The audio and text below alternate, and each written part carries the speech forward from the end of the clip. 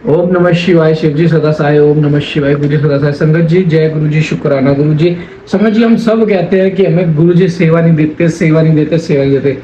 संगत जी आज मैं आपको गुरु जी के दरबार की सेवा भी दूंगा और गुरु जी के दरबार से आपको नजर उतारने का एक प्यारा सा उपाय भी बताऊंगा। संगत जी पहले तो मैं आपको देता हूँ सेवा। संगत जी आज जो पाठ आप सुन रहे हो ना, इससे जो जो लोगों का शनि राहु खराब चल रहा है ना, वो ठीक हो जाएगा। और अगर जिसका शनि ज्यादा ही खराब चल रहा है तो उसके लिए मैं आपको एक उपाय बताने जा रहा हूँ।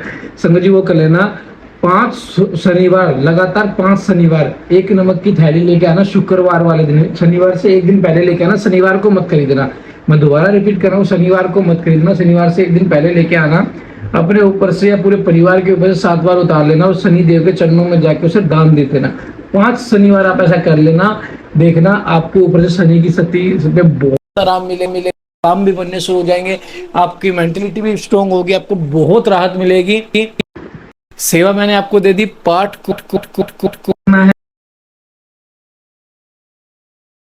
तो जाना है शनि मंदिर में और नमक की थैली दान करनी है। जय गुरु जी, शुक्राना गुरु जी। आइए पाठ को शुरू करते हैं। गुरु मंत्र जाप से ओम नमः शिवाय। शिव जी सदा सहाय। ओम नमः शिवाय। गुरु जी सदा सहाय। जय गुरु जी, जय गुरु जी, जय गुरु जी। रुद्र संहिता प्रथम खंड। ऋषियों के प्रश्न के उत्तर में नारद ब्रह्मा संवाद की अवतारणा करते हुए सूत जी का उन्हें नारद मोह का प्रसंग सुनाना। काम विजय के गर्व से युक्त हुए नारद का शिव ब्रह्मा तथा विष्णु के पास जाकर अपने तप का प्रभाव बताना, जो विश्व की उत्पत्ति, स्थिति और लय आदि के एकमात्र कारण है। गौरी की राजकुमारी उमा के पति हैं, तत्वज्ञ हैं, जिनकी कृतियाँ कहीं अनंत नहीं है, जो माया के आश्रय होकर भी उससे अत्यंत दूर हैं तथा जिनका स्वरूप अचिंत है। उन विमल बोध स्वरूप भगवान शिव को मैं प्रणाम करता हूँ। मैं स्वभाव से उन अनादि शांत स्वरूप एकमात्र पुरुषोत्तम शिव की वंदना करती हूँ, जो अपनी माया से इस संपूर्ण विश्व की सृष्टि करके आकाश की भांति उसके भीतर और बाहर भी स्थित है। जैसे लोहा चुंबक से आकृष्ट होकर उसके पास ही लटका रहता है, उसी प्रकार ये सारे जगत सदा सब ओर से जिनके आसपास ही भ्रमण करते हैं, जिन्होंने अपने ही इस प्रपंच को रचने की विधि बताई थी, जो सबके भीतर अंतर्यामी रूप से विराजमान है तथा जिनका अपना स्वरूप अत्यंत गूढ़ है, उन भगवान शिव की मैं सादर वंदना करता हूँ। व्यास जी कहते हैं, जगत के पिता भगवान शिव, जगन माता कल्याणमयी पार्वती ताजिन के पुत्र गणेश जी को नमस्कार करके हम इस पुराण का वर्णन करते हैं। एक समय की बात है कि नैमिषारण्य में निवास करने वाले शौनक आदि सभी मुनियों ने उत्तम भक्ति भाव के साथ सूत जी से पूछा। ऋषि बोले, महाभाग सूत जी, खंड नामवली शुभ एवं उत्तम कथा है, उसे हमने सुन लिया है। उसका आदि भाग बहुत है तथा वह शिव भगवान शिव का स्नेह प्रकट करने वाली है। विद्वान, अब आप भगवान शिव के परम उत्तम स्वरूप का वर्णन कीजिए, साथ ही शिव और पार्वती के दिव्य चरित्रों का पूर्ण रूप से श्रवण कराइए। हम पूछते हैं कि निर्गुण महेश्वर लोक में सगुण कैसे धारण करते हैं। हम सब लोग विचार करने पर भी शिव के तत्व को नहीं समझ पाते। सृष्टि के पहले भगवान शिव किस प्रकार अपने स्वरूप से स्थित होते हैं, फिर सृष्टि के मध्यकाल में वे भगवान शिव किस तरह क्रीड़ा करते हुए सम्यक व्यवहार बर्ताव करते हैं, और सृष्टि कल्प का अंत होने पर वे महेश्वर देव किस रूप में स्थित रहते हैं। लोक कल्याणकारी शंकर कैसे प्रसन्न होते हैं, और प्रसन्न हुए महेश्वर अपने भक्त तथा दूसरों को कौन सा उत्तम फल प्रदान करते हैं, यह हम सब हमसे कहिए। हमने सुना है कि भगवान शिव शीघ्र प्रसन्न हो जाते हैं। वे महान दयालु हैं, इसलिए अपने भक्तों का कष्ट नहीं देख सकते। ब्रह्मा, विष्णु और महेश, यह 3 देवता शिव के ही अंग से उत्पन्न हुए हैं। उनके पारकट्य की कथा तथा उनके विशेष चरित्रों का वर्णन कीजिए। प्रभु, आप उमा के आविर्भाव और विवाह की भी कथा कहिए, विशेषतः उनके गारस्थ धर्म का और अन्य लीलाओं का भी वर्णन कीजिए। निष्पाप सूत जी, हमारे प्रश्न के उत्तर में आपको ये सब तथा दूसरी बातें भी अवश्य कहनी चाहिए। सूत जी ने कहा कि मुनीश्वरों, आप लोगों ने बड़ी उत्तम बात पूछी है। भगवान सदाशिव की कथा में आप लोगों की जो आंतरिक निष्ठा हुई है, इसके लिए आप धन्यवाद के पात्र हैं। ब्राह्मण, भगवान शंकर का गुणानुवाद सात्विक, राजस और तामस तीनों ही प्रकृति के मनुष्य को सदा आनंद प्रदान करने वाला है। पशुओं की हिंसा करने वाले निष्ठुर कसाई के सिवा दूसरा पुरुष कौन इस गुण अनुवाद को सुनने से उब सकता है। जिसके मन में कोई तृष्णा नहीं है, ऐसे महात्मा पुरुष भगवान शिव के उन गुणों का गान करते हैं क्योंकि वह गुणावली संसार रूपी रोग की दवा है, मन तथा कानों को प्रिय लगने वाली और संपूर्ण मनोरथों को देने वाली है। ब्राह्मणों, आप लोगों के प्रश्न के अनुसार मैं यथा बुद्धि पूर्वक प्रयत्न पूर्वक शिव लीला का वर्णन करता हूँ, आप आदर पूर्वक सुने। जैसे आप लोग पूछ रहे हैं, उसी तरह देव ऋषि नारद ने शिव रूपी भगवान विष्णु से प्रेरित होकर अपने पिता से पूछा, ताकि अपने पुत्र नारद का प्रश्न सुनकर शिव भगत ब्रह्मा जी का चित्त प्रसन्न हो गया। वे इन मुनि शिरोमणि को हर्ष प्रदान करते हुए प्रेम पूर्वक भगवान शिव के यश का गान करने लगे। एक समय की बात है, मुनि शिरोमणि विप्रव नारद जी ने, जो ब्रह्मा जी के पुत्र हैं, विनिश्चित हो तपस्या में मन लगाया। हिमालय पर्वत में कोई एक गुफा थी जो बड़ी शोभा से संपन्न दिखाई देती थी। उसके निकट देव नदी गंगा निरंतर वेगपूर्वक बहती थी। वहाँ एक महान दिव्य आश्रम था जो नाना प्रकार की शोभा से सुशोभित था। दिव्यदर्शी नारद जी तपस्या करने के लिए उसी आश्रम में गए। उस गुफा को देखकर मुनिवर नारद जी बड़े प्रसन्न हुए और सुदीर्घ काल तक वहाँ तपस्या करते रहे। उनका अंतःकरण शुद्ध था। वे दृढ़तापूर्वक आसन बांधकर मौन हो परिणाम पूर्वक समाधि में स्थित हो गए। ब्राह्मणों, उन्होंने वह समाधि लगाई जिसमें ब्रह्मा का साक्षात्कार कराने वाला अहम ब्रह्मा अस्मि मैं ब्रह्मा हूँ यह विज्ञान प्रकट होता है। मुनिवर नारद जी जब इस प्रकार तपस्या करने लगे, उस समय यह समाचार पाकर देवराज इंद्र कांप उठे। वे मानसिक संताप से विहीन हो गए और यह नारद मुनि मेरा राज्य लेना चाहते हैं। मन ही मन ऐसा सोचकर इंद्र ने उसकी तपस्या में विघ्न डालने के लिए प्रयत्न करने की इच्छा की। उस समय देवराज ने अपने मन से कामदेव का समन किया। समन करते ही कामदेव आ गए। महेंद्र ने उन्हें नारद जी की तपस्या में विघ्न डालने का आदेश दिया। यह आज्ञा पाकर कामदेव वसंत को साध ले बड़े गर्व से उस स्थान पर गए जहाँ और अपना उपाय करने लगे। उन्होंने वहाँ शीघ्र ही अपनी सारी कलाएं रच डाली।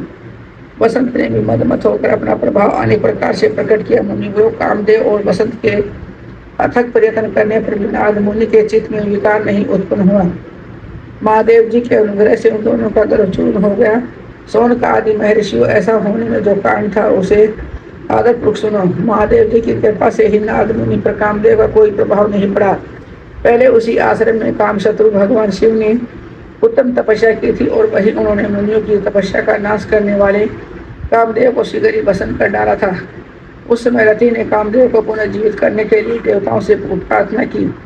तब देवताओं ने समस्त लोगों का कल्याण करने वाले भगवान शंकर से याचना की। उसके याचना करने पर वे बोले, देवताओं, कुछ समय वितरित होने पर कामदेव जीवित हो जाएंगे, परंतु यहाँ उनका कोई उपाय नहीं चल सकेगा। अमरगण यहाँ खड़े होकर लोग चारों ओर जितनी दूर तक की भूमि को देख पाते हैं, वहां तक कामदेव के बाणों का प्रभाव नहीं चल सकेगा। इसमें संशय नहीं है। भगवान शंकर की सुक्ति के अनुसार उस समय वहां नारद जी के पति कामदेव का निजी प्रभाव मिथ्या सिद्ध हुआ। वे शीघ्र ही लोग इंद्र के पास लौट गए। वहां कामदेव ने अपना सारा वृत्तांत और मुनि का प्रभाव कह सुना। तत्पश्चात इंद्र की आज्ञा से वसंत के साथ अपने स्थान को लौट गए। उस समय देवराज इंद्र को बड़ा विस्मय हुआ। उन्हें नारद जी की भूरी भूरी प्रशंसा की, परंतु शिव की माया से मोहित होने के कारण वे उस पूर्व वृत्तांत को समझ न कर सके। वास्तव में इस संसार के भीतर सभी प्राणियों के लिए शंभु की माया को जानना अत्यंत कठिन है। जिसने भगवान शिव के चरणों में अपने आप को समर्पित कर दिया है, उस भक्त को छोड़कर शेष सारा जगत उसकी माया उनके माया से मोहित हो जाता है। नारद जी भगवान शंकर की कृपा से वहाँ चिरकाल तक तपस्या में लगे रहे।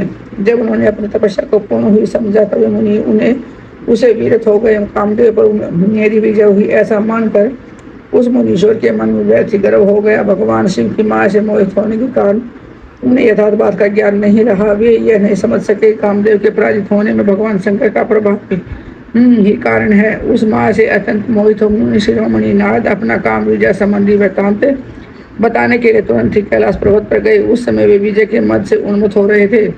वहाँ रुद्रदेव को नमस्कार करके गर्व से भरे मुनि अपने आप को महात्मा मानकर अपने ही प्रभाव से कामदेव पर अपनी विजय समझ कर उनसे सारा वृत्तांत कह सुनाया। यह सब सुनकर भक्तवत्सल भगवान शंकर नाथ जी से, और जो अपनी ही माया से मोहित होने के कारण काम विजय के यथार्थ कारणों को नहीं जानते थे और अपने विवेक को बिखो बैठे थे, कहा कि रुद्र बोले, ताते ना तुम बड़े विद्वान हो, धन्यवाद के पात्र हो, परंतु मेरी यह बात ध्यान देकर सुनो। अब से फिर कभी ऐसी बात कहीं पर भी न कहना, विशेषतः भगवान विष्णु के सामने इसकी चर्चा कदापि न करना। तुमने मुझसे अपना जो वृत्तांत बताया उसे पूछने पर दूसरों के सामने न कहना। यह सिद्धि संबंधी वृतांत सर्वथा गुप्त रखने योग्य है, इसे कभी किसी पर प्रकट नहीं करना चाहिए। तुम मुझे विशेष प्रिय हो, इसलिए अधिक जोर देकर मैं तुम्हें शिक्षा देता हूँ और इसे न कहने की आज्ञा देता हूँ जो कि तुम भगवान विष्णु के भगत हो और उनके भगत होते हुए मेरे अत्यंत अनुगामी हो। इस प्रकार बहुत कुछ कहकर संसार की सृष्टि करने वाले भगवान रुद्रदेव ने नारद जी को शिक्षा दी और अपने वृत्तांत को गुप्त रखने के लिए उन्हें समझाया बुझाया, परंतु वे तो शिव की माया से मोहित थे, इसलिए उन्होंने उनकी दी हुई शिक्षा को अपने लिए हितकर नहीं माना। तदंतर मुनि शिरोमणि नारद ब्रह्मलोक में गए। वहाँ ब्रह्मा जी को नमस्कार करके उन्होंने कहा, पिताजी मैंने अपने तपोबल से कामदेव को जीत लिया है। उनकी ये बात सुनकर ब्रह्मा जी ने भगवान शिव के चरणारविंदों का चिंतन किया और सारा कारण जानकर अपने पुत्र को सब कहने से मना किया, परंतु नारद जी शिव की माया से मोहित थे, अतः उनके चित्त में मद का अंकुर जम गया था, उनकी बुद्धि मारी गई थी। इसलिए नारद जी अपना सारा वृत्तांत भगवान विष्णु के सामने कहने के लिए वहां से शीघ्र ही विष्णु लोक में गए। नारद मुनि को आते देखकर भगवान विष्णु बड़े आदर से उठे और शीघ्र ही आगे बढ़कर उन्हें मुनि को हाथ से लगा लिया। मुनि के आगमन का क्या हेतु है इसका उन्हें पहले से ही पता था। नारद जी को अपने आसन पर बिठाकर भगवान शिव के चरणारविंदों का चिंतन करके श्री हरि ने उनसे पूछा, भगवान विष्णु बोले, तात कहाँ से आते हो, इसलिए कहाँ तुम्हारा आगमन हुआ है। मुनि श्रेष्ठ तुम धन्य हो, तुम्हारे शुभ आगमन से पवित्र हो गया हूँ। भगवान विष्णु का यह वचन सुनकर गर्व से भरे हुए नारद मुनि ने मत से मोहित होकर अपना सारा वृत्तांत बड़े अभिमान के साथ कह सुनाया। नारद मुनि का यह भगवान विष्णु उनकी काम विजय के यथार्थ कारण को पूर्ण रूप से जान लिया। तत्पश्चात श्री विष्णु बोले, मुनि श्रेष्ठ तुम धन्य हो, तपस्या के तो भंडारी ही हो, तुम्हारे हृदय भी बड़ा उदार है। मुनि जिनके भीतर भक्ति ज्ञान और वैराग्य नहीं होते, उनके मन में संकट दुखों देने वाले काम मोह आदि विकार से उत्पन्न होते हैं। तुम तो नैष्ठिक ब्रह्मचारी हो और सदा ज्ञान वैराग्य से युक्त रहते हो, फिर तुम में काम विकार कैसे आ सकता है। तुम तो जन्म से निर्विकार अशुद्ध बुद्धि वाले हो। श्री हरि की कही हुई ऐसी बात बहुत सी बातें सुनकर मुनि शिरोमणि नाथ जोर जोर से हंसने लगे। मन ही मन भगवान को प्रणाम करके इस प्रकार नाथ जी ने कहा कि स्वामी, जब मुझ पर आपकी कृपा है तब बेचारा कामदेव अपना क्या प्रभाव दिखा सकता है। ऐसा कहकर भगवान के चरणों में मस्तक इच्छा अनुसार विचरने वाले नाथ मुनि वहां से चले गए। जय गुरु जी, शुक्राना गुरु जी। संगत जी, गुरु जी का अनंत मंतव्य शुक्राना जो इस सेवा के काबिल बनाए, जो इस सेवा चल रही है। संगत जी 5वीं वार्षिक पुराण शुरू हो चुकी है। संगत जी गुरु जी का बहुत बहुत शुक्राना है, बहुत बहुत शुक्राना, अनंतम अनंतम शुक्राना है।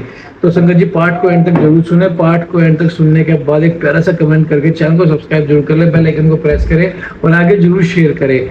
जय गुरु जी। हर 7 तारीख को गुरु की लंगर सेवा। संगत जी महासमाधि दिवस को भी लंगर सेवा होगी। कोई संगत अगर उसमें अपना कॉन्ट्रीब्यूशन करना चाहता हो तो वो कर सकते हो। महासमाधि दिवस। जय गुरु जी, शुक्राना गुरु जी।